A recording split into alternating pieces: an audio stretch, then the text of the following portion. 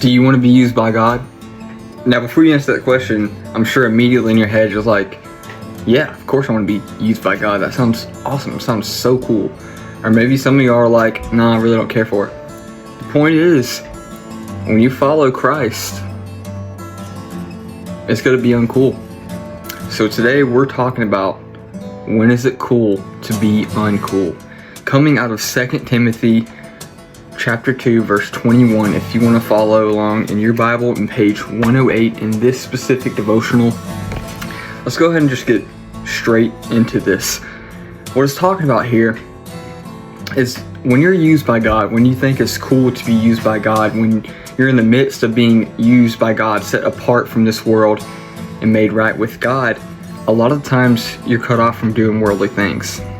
A lot of the times you're considered uncool because of your viewpoints, because of who you're living for, because of who you're serving. And we're going to be talking about that. So let's go ahead and read this. So if anyone purifies himself from anything dishonorable, he will be a special instrument, set apart and useful to the master, prepared for every good work. I've always wanted to be used by God. A lot of Christians, teens talk about being used and used to serve, and preachers use it as a point of emphasis during sermons. The idea of the God of the universe using me to do his work is amazing.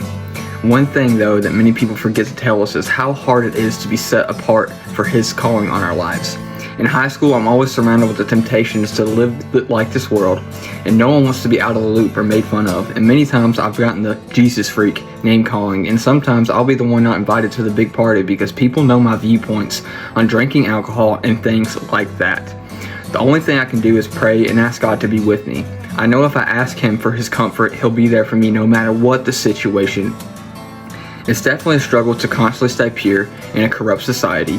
It's definitely a struggle to not want to do those temptations and not want to do those things that the flesh finds interesting and enticing and quote-unquote fun. I just hold true to the promises God gives us that when we would discipline ourselves and live for his glory, he will use us to fulfill his will. So my advice to anyone who feels like an outsider is to let God comfort your hurt. Take heart in the truth that God won't leave us nor forsake us, and his spirit dwells in us always. And also, what is the world going to give you that God can't? What is the world going to give you that God already hasn't? Money, sex, drugs, popularity.